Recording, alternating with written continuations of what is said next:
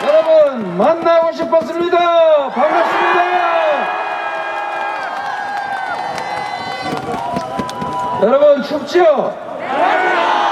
날씨만 추운 게 아니라 코로나 때문에 춥고 경제가 위기라서 춥고 우크라이나에 전쟁이 난다고 하니까 혹시 한반도에 전쟁 나지 않을까 조금 춥지요? 그러나 이재명이 대통령이 되면 코로나19 극복할 것이고 경제 회복될 것이고 한반도 평화 다시 돌아올 것이고 전쟁 걱정 없이 미래를 설계하는 희망찬 나라 확실하게 만들겠습니다. 여러분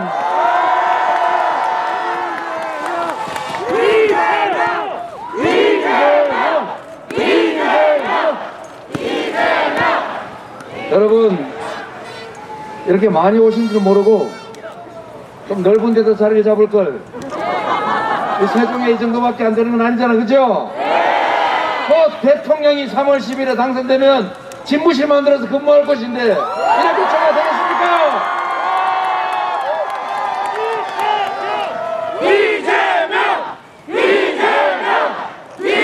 여러분, 저는 세상의 상식을 믿고 우리 국민들의 높은 시민의식을 믿습니다.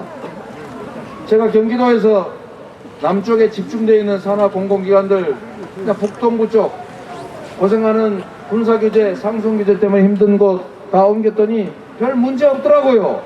자, 전국의 공공기관들 지방으로 옮겨서 함께 사는 균형 발전하는 나라 누가 만들겠습니까? 이재명!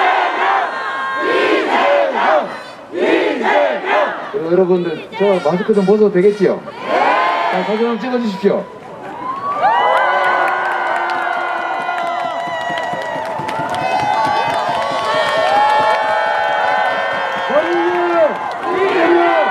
대통령은 이재명은 대통령 너를 위해 대한민국을 위해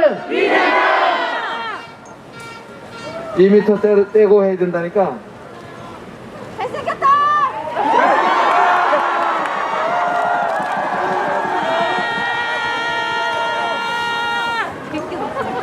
멋있다. 여러분 진짜 잘생겼다고 여러 번 얘기하면 진짜인 줄 아는 수가 있습니다. 진짜예요. 잘생겼다. 잘생긴 대통령 이재명. 세종시민 여러분, 우리는 언제나 더 나은 세상을 열망하죠. 더 행복한 사랑을 원하죠. 우리 가족들도 우리 다음 자녀들도 미래가 있는 행복한 세상 만들도록 우리가 노력해야 되겠죠. 그게 바로 3월 9일날 이재명을 대통령 만드는 것입니다. 여러분 제가 뭐 특별한 사람이겠습니까? 그러나 성남시 경기도에서 실적으로 여러분들이 이 자리까지 불러주셨지 않습니까? 검증된 유능한 대통령 후보 누굽니까 여러분?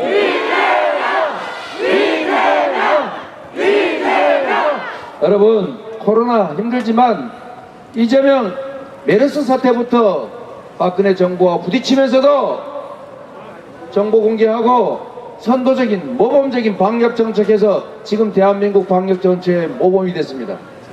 작년 재작년이죠 벌써. 남들은 압수수색 무서워서 못할 때 혹시 대통령 되는데 장애될까봐 못하지만 저 이재명은 과감하게 신천지 본진 쳐들어가가지고 명부 구하고 시설 폐쇄하고 그리고 교주 감히 교주라고 안 하는 게 어딨냐 보건소에서 검사 받아라. 그래서 제가 검사 받게 했지 않습니까 여러분? 모두가 경제적으로 어려워 헤맬 때 제가 만든 제도가 있습니다. 지역화폐 전 국민에게 재정 지원해서 그거 저금 못하게 빚 못 갚게 그냥 동네 가서 반드시 어딥니까 저기 신미정 춘천 닭갈비 같은 데서 써라. 지역화폐 만들어서 경제 살렸지 않습니까? 자, 코로나19 신속하게 극복하고 유연하고 스마트한 방역 체제로 전환하고 영업에 크게 지장 없이 중환자 중심으로 확실하게 관리하고 우리 국민들이 마스크만 잘 쓴다면 규제 제한 별로 안 해도 된다. 유연하게 스마트하게 방역 정책 바꿀 사람 누굽니까 여러분? 이재명! 국가가 해야 될 방역 정책 책임을 우리 소상공인 자영업자들, 우리 국민들이 부담했습니다. 전체를 위해서 특별한 희생을 치르고 특별한 부담을 한 그들에게 우리 국가의 이름으로 우리 국민 모두가 책임져 주는 것이 맞겠죠? 지난 시기에 우리 코로나 때문에 빚진 거 우리 정부가 인수해서 채무 조정하고 탕감하고 신용 대사면하고 그리고 만기 돌아온 빚 만기 연장 해줘야 되지 않습니까? 앞으로 방역 정책 때문에 특별히 희생 치르는 우리 국민들을 위해서 손실보상 지원 확실하게 하고 또 경제도 살려야 되니까 백신도 부스터샷 만드는데 경제도 부스터샷 한번 해야 되겠죠? 매출도 늘리고 우리 국민들 소득 지원도 해주고 경제도 살고 지역경제 골목상권도 살아나는 경제 부스터샷 50조 원 특별 긴급 추경 또는 긴급 재정 명령 누가 할 수 있습니까 여러분?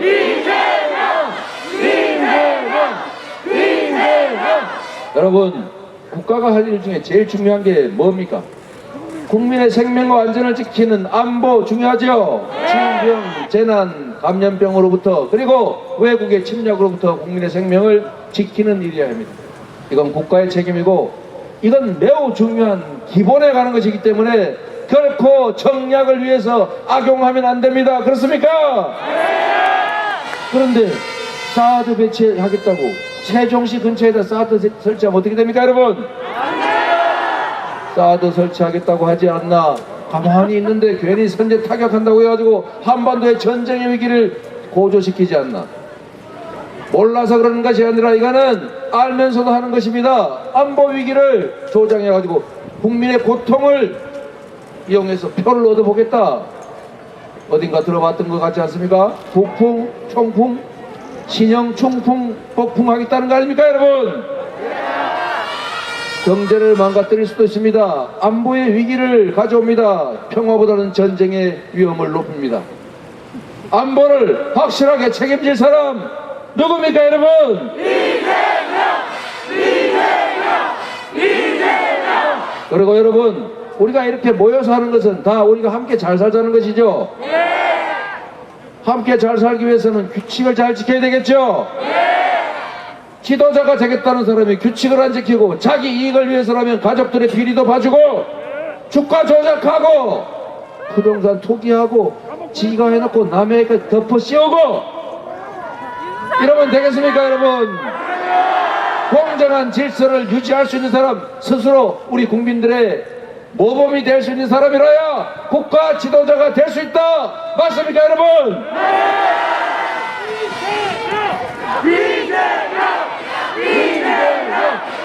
여러분 저 이재명은 평생 남의 것 당한 일 없습니다.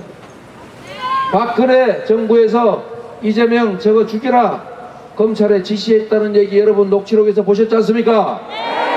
그래도 살아남았습니다. 훌륭하다. 광화문에서 정부를 상대로 단식 농성 투쟁도 했습니다. 그래서 여러분이 저를 인정하지 않습니까? 부정부패하지 않고 권한을 오히려 우리 국민들의 이익을 위해서만 사용할 사람, 공정한 질서를 유지할 역량이 되는 유능한 후보 누굽니까 여러분? 이재명! 여러분 세 번째로 중요한 게 민생입니다. 민생 다 먹고 살자고 하는 일 아니겠어요? 여러분 제가 충청의 사위 이서방인데 저는 처갓집에 선물 가지고 오지 사드 같은 거 가져오지 않습니다. 그 아무나 싫어하는 거, 좋아하지 않는 거, 동네 경제 망치는 거, 또 다른 나라하고 사이 나빠지는 거, 필요하지도 않은 거, 특히 우리나라 국방 방위산업 망치는 그런 거 왜 가져옵니까 여러분? 제가 이거 하나만 얘기할게요. 여러분 직장 구하기 어렵죠? 좋은 직장 구하기는 더 어렵죠? 우리 문재인 정부에서 방위산업이 드디어 무기 수입보다 무기 수출이 더 많아졌다는 사실 압니까? 얼마나 좋은 산업입니까 여러분?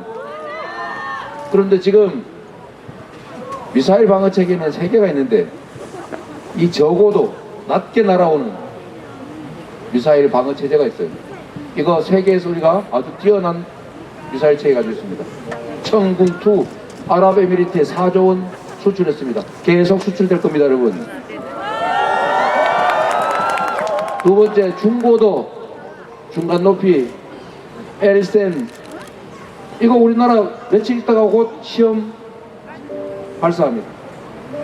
제가 보기에는 아마 이것도 엄청나게 수요가 많아서 전 세계에 수출될 거예요. 우리나라 이 정도 기술 됩니다, 여러분. 이게 다 일자리 아닙니까? 먹고 사는 문제 해결하는. 그리고 제일 문제, ICBM 같은 고고도 미사일. 미군이 왜 사드를 성주에 갖다 설치했습니까? 원래 대구 달성에 설치하려고 그랬죠. 수도권은 고고도 미사일로 방어할 수 없으니까 그런 겁니다. 왜냐하면 수도권은 올라가다 보면 수도권 지나가 버려요. 여기서 막을 수가 없습니다. 사드라고 하는 거는 고고도 미사일 종말 방어 체제예요. 떨어질 때 타격하는 건데 수도권은 올라가는 중입니다. 그래서 뭐라고 그래요? 요렇게 쏠지도 모른다 라고 하지 않습니까, 여러분? 공식적인 발언입니다. 아니 미쳤다고 싼 미사일 단거리 저고도 미사일 많은데 장사정포도 있는데 수도권에다가 왜 고고도 장거리 미사일 쏘겠냐, 그 비싼 거를. 그랬더니 요렇게 쏠지도 모르지 않냐. 여러분, 제가 이 얘기를 왜 드렸냐 하면 모르고 하는 얘기 같습니까? 아니면 알고도 하는 얘기 같습니까? 모르고 한다면 바보고 알고도 한다면 나쁜 거죠. 네, 여러분, 이거 수없이 전문가가 얘기한 것이고, 브룩스 사령관이라고 미 주한미군 사령관, 성주에 사드 설치 지휘했던 사람이 자기 입으로 한 얘기예요. 두 번 얘기했더니 두 번 다 아니라고 하죠. 저는 모르는 게 아니라고 생각합니다. 어떻게 모를 수가 있겠어요? 알면서 한다. 왜? 안보 불안을 야기해서 표를 얻기 위해. 그런데 여러분, 표를 얻기 위해서 안보에 위협을 가하면 경제가 망가집니다, 여러분. 국민의 삶이 나빠져요. 이렇게 하면 됩니까, 안 됩니까? 여러분, 민생, 경제 정말로 중요합니다. 지금 직장이 없어서 얼마나 고생입니까? 좋은 직장 만들어야죠. 신재생 에너지 사회 빨리 가야죠. 탄소 제로 사회 가야죠. 그리고 디지털 대전환 준비해야죠. 교육 혁신해서 기업이 요구하는 우수한 미래 인재 양성해내야 될 거 아닙니까? 인프라 구축해서 재생에너지 여기저기 아무 데서나 생산할 수 있게 해줘야 될 거 아닙니까? 그래야 기업이 살고, 그래야 산업 전환이 이루어지고, 그래야 신산업이 생겨나고, 그래야 좋은 일자리가 생겨나지 않겠습니까? 기업을 살려서, 시장을 살려서 경제를 회복시키고 지속적으로 성장하게 할 유능한 경제 대통령 후보 누굽니까, 여러분? 이재명! 이재명! 이재명! 여러분, 정말로 중요한 겁니다. 알아야 뭘 한다고. 면장이라도 그 면장이 아니라고 그러고 뭐라 그러더라고요. 여러분도 알아보세요. 알아야 면장을 하지. 근데 면장이 정면 면장인 줄 알았는데 그게 아니고 딴 거래요. 여하튼 알아야 뭘 하지 않습니까? 경제를 알아야 최소한의 상식은 있어야 그에 부합하는 전문가도 쓰고 충신인지 간신인지도 알고 비전문가인지 가짜인지 진짜인지도 구별할 거 아닙니까? 맞습니다. 본인이 무능하면서 유능한 사람을 골랐으면 경제가 살고 나라가 발전한다. 여러분, 가능한 얘기입니까? IMF를 우리가 신속하게 극복하고 ICT 정보화 산업으로 우리나라가 전환한 것도 김대중 대통령께서 해안이 있고 통찰력이 있고 능력이 있었기 때문에 가능한 것이었죠. 김대중 대통령이 IMF를 극복했던 것처럼 지금의 이 경제 위기를 오히려 기회로 만들어서 새로운 도약, 새로운 성장의 기회로 만들 사람 누굽니까, 여러분? 이재명! 이재명! 이재명! 여러분, 경제 매우 중요한 게 있습니다. 지금 우크라이나 전쟁하니까 우리나라 주식시장 떨어지고 있죠.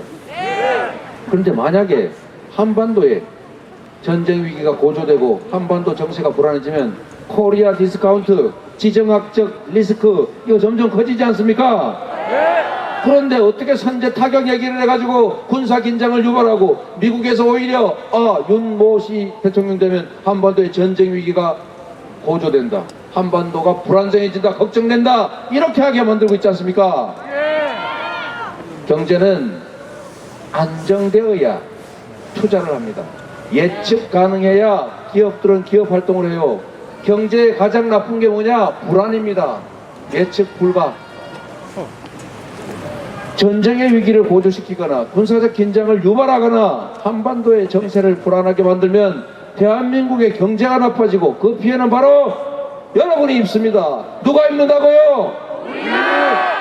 바로 여러분이 그 피해를 입게 됩니다. 안 그래도 경제적으로 어려운데 정치적으로 표 몇 개 얻어보겠다고 이런 식으로 군사 긴장 유발하는 선제 타격, 사드 배치 이런 거 하면 안 되겠죠? 저 이재명은 경제를 살리겠습니다. 안정적인 상황 속에서 국가가 인프라 투자, 교육 투자, 과학기술 투자해서 우리 기업들이 시장을 해서 자유롭게 산업전환하고 새 신사업 진출할 수 있도록 해서 여러분 일자리, 우리 젊은이 여러분 일자리 때문에 친구와 싸우면서 적이 되지 않게 제가 확실하게 책임지겠습니다.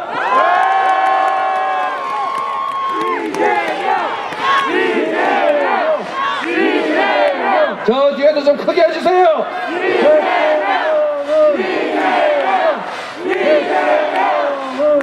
여러분 또 하나 중요한 게 있습니다.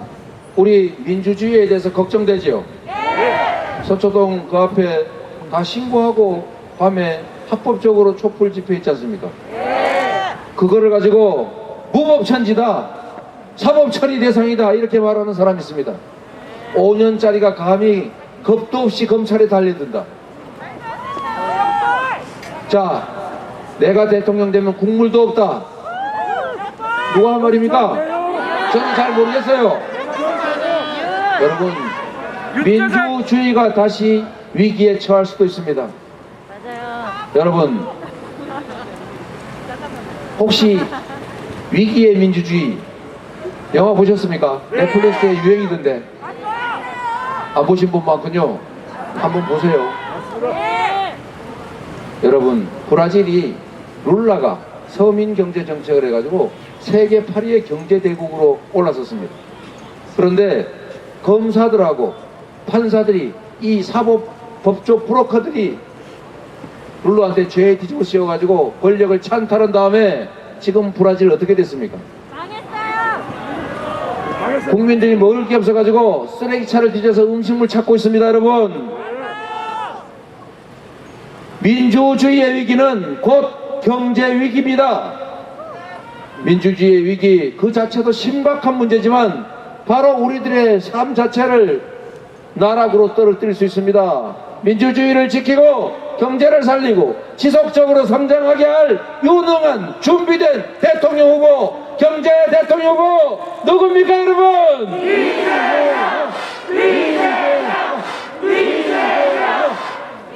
여러분, 우리는 청년들에게 정말로 미안하게 생각해야 됩니다. 제가 여기 계신 청년들한테 표 얻어보려고 일부러 이러는 거 아닙니다. 저희 세대들은 최소한 여기 계신 나이 드신 여러분들은 고도성장 시대를 살았습니다. 기회가 넘치는 시대를 살았습니다.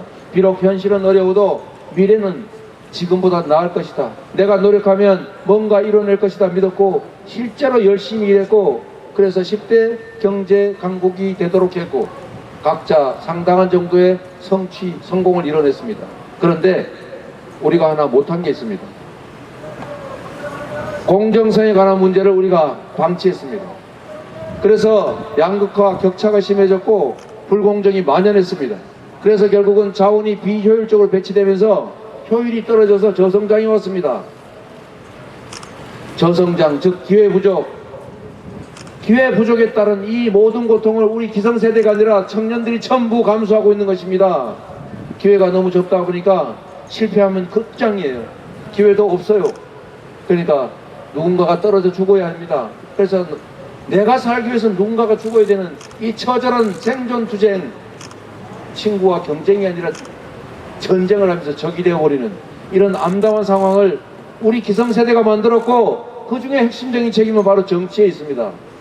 맞지 않습니까 여러분? 그래서 여러분 예산서를 보면 압니다. 모든 세대 중에서 가장 지원받지 못하는 계층이 청년이에요. 옛날에는 청년들한테 이렇게 말했지 않습니까? 실패는 성공의 어머니다. 아프니까 청춘이다. 요새 그런 얘기했다 어떻게 됩니까? 큰일 납니다. 그러나 여러분 그 말은 사실 맞는 말이에요. 근데 청년들한테 이런 말조차 하기 어려운 상황을 만들었을 때 우리 기성세대는 어떻게 해야 합니까? 그래, 너네 중에 10명 중에 5명은 떨어져야 되니까 내가 합리적으로 잘 떨어지게 해줄게. 그리고 이쪽이 우리 편이 많네. 우리 편 내가 확 밀어줄 테니 저쪽 밀어 떨어뜨려버려라. 편 갈라서 증오하게 하고 남성 여성 갈라 싸우게 하면 되겠습니까 여러분? 이럴 때 우리가 할 수 있는 일은 여러분 이 둥지가 너무 적다. 이 둥지를 키우자. 기회를 늘리자. 그리고 힘들어도 좀 견디자. 견딜 수 있도록 정부가 책임져 주겠다. 역량 개발할 수 있도록 한 달에 10만 원이라도 지원해 주겠다. 해외여행이라도 한번 다녀와라. 책이라도 하나 사고 학원이라도 다녀라. 내가 도와줄게. 국가가 든든하게 받쳐주겠다. 이렇게 해야 되는 거 아닙니까 여러분? 집이라도 살 수 있게 지금 청년 희망 적금 했더니 38만 명 해가지고 겨우 대상자가 300만 명이라는데 청년이 300만 명밖에 없는 것도 아닌데 이거 확 늘려가지고 5천만 원 정도까지 한 10%씩 지원해 주면서 5년 동안 좀 모으고 그 돈으로 집이라도 사게 해주고 집 사는데 대출 못하게 하니까 청년들 처음으로 집 사는 사람은 90%까지 대출하게 해주고 혹시 시중에 너무 돈 많이 빌려주면 건물 사고 그리고 저기 집 5채 사는 이런 사람 돈 못 빌리게 하면 되지 않습니까 여러분? 기회를 줘야 합니다. 청년들에게 교육받을 기회, 역량을 키울 기회, 그리고 집도 살 수 있는 기회, 재산 형성할 수 있는 기회도 줘야 합니다. 여러분, 집을 사는 것도 마찬가지 아닙니까 여러분? 오늘 아침에 저희가 페이스북에 하나 발표했더니 저보고 또 포퓰리즘 표 얻으려고 그런다 그래요. 표 얻는 것도 뭐 전혀 목적이 아닌 건 아니죠. 그러나 제가 하고 싶은 진짜 이야기는 그들에게도 기회를 줘야 한다. 그들도 살 수 있는 희망을 만들어줘야 한다. 집을 살 수 있는 기회도 만들어주고 재산을 형성할 수 있는 기회도 만들어주고 교육받을 기회도 역량을 키워서 나아갈 수 있는 기회. 그리고 가장 중요한 것 경제를 회복시켜서 성장을 하게 해야 기업들에서 일자리가 생겨나고 그래야 청년들도 취직을 할 것 아닙니까 여러분? 경제를 회복시키고 기회를 늘리고 지속적으로 성장시켜서 국가를 G5로 국민소득 5만 불로 그리고 주가지수 5천 만들어낼 수 있는 유능한 사람 누굽니까 여러분?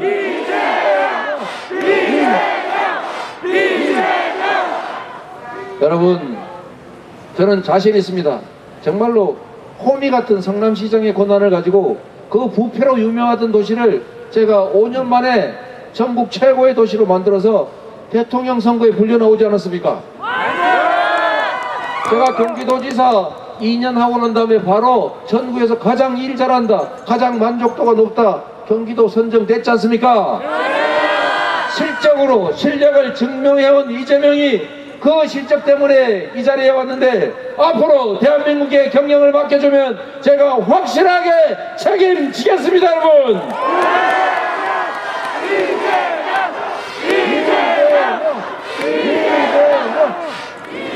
실력이라고 하는 거 그냥 하루아침에 책 몇 개 보고 외우고 과외선생 얘기 듣는다고 생기는 거 아닙니다. 특히 이 복잡한 국정이라고 하는 게 그렇게 간단한 것이겠습니까 여러분?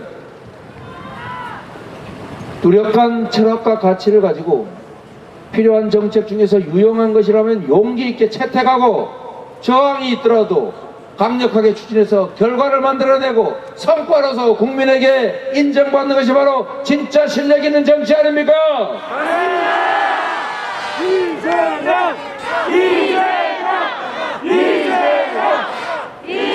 공약 이행률 95%, 아무것도 가진 것 없지만 오로지 실적과 실력만으로 여러분의 부름을 받아 이 자리에 온 이재명, 저에게 기회를 주시면 여러분의 미래, 대한민국의 미래 확실하게 책임지고 우리가 오늘보다는 내일이 나을 것이다, 내 다음 세대는 나보다 더 나은 삶을 살 것이다 믿고 아이 낳아서 오손도손 열심히 잘 살자, 출산율도 확확 올라가는 그런 희망사회 꼭 만들어서 보답하겠습니다.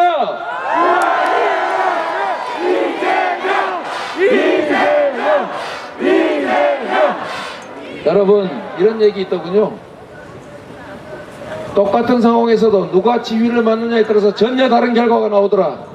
이재명이 성남시장일 때 가장 성남시장답더라. 맞습니다. 이재명이 경기도지사일 때 가장 경기도지사답더라. 맞습니까, 여러분? 이재명이 대한민국의 대통령이 되면 가장 대한민국 대통령다운 대통령이 되겠습니다, 여러분.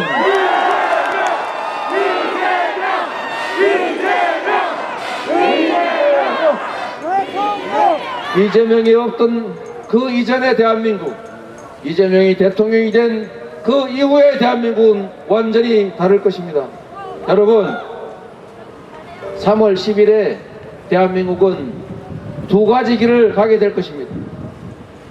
첫 번째는 정치 보복 횡행하고 우리가 가슴을 치면서 다시 우회하고 지몬미 외치고 집회 제대로 할 수 없어서 저기 옥상에 우리 80년대에 들었던 것처럼 유인물 50장 뿌리고 도망가다 잡혀서 감옥 가고, 경제는 망가지고 안보는 불안하고 한반도 정세는 전쟁을 향해 치닫는 그런 세상이 올 수도 있습니다. 그러나 여러분, 또 하나의 세상이 있습니다.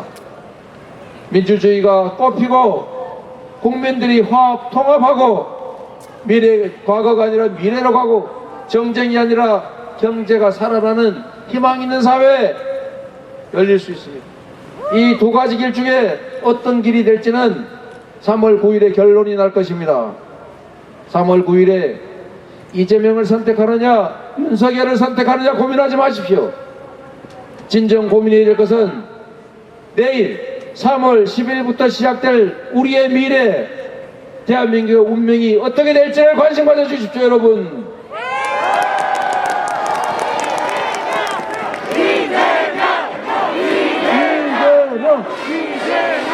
여러분, 저는 대한민국 국민들의, 우리 국민들의 위대함을 믿습니다. 황무지에서 세계 10대 경제 강국으로 성장해온 것도 우리 국민들의 노력 덕분이고, 그리고 코로나19 전 세계에서 가장 사망자, 감염자 적고 가장 경제 피해 적은 나라 다 우리 국민들께서 이렇게 적극적으로 협력해서 가능하지 않았습니까? 저는 우리 국민들은 준비되어 있다고 봅니다. 정치가 부족해서 그렇습니다. 정치만 제대로 한다면 이 나라가 얼마나 발전할 것이며 얼마나 더 좋아질 것이며 세계 5대 경제 강국 되는 거 어렵지 않다고 생각합니다. 동의하십니까, 여러분?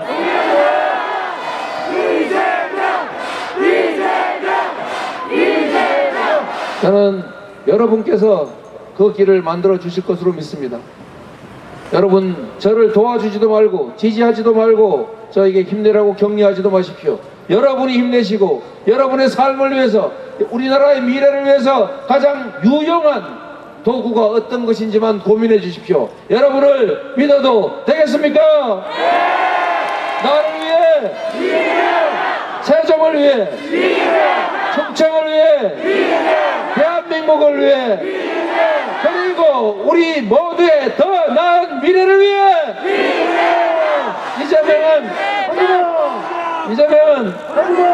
이재명은 여러분과 함께, 국민과 함께 이재명은 감사합니다. 네, 부모님께서 우리 세종 특별자치시 시민들을 위해서 특별한 약속을 준비했습니다. 우리 시민들을 대표하시는 공약서를 가지시고 무대 위로 올라와 주십시오. 예. 이재명 후보자의 주요 공약을 국민 여러분들께 약속드리는 그런 대국민 서약식입니다. 이재명 후보님과 서약자 두 분께서는 서명을 부탁드립니다. 오늘은 지상발전과 행정과 활동의 약속을 이재명 후보가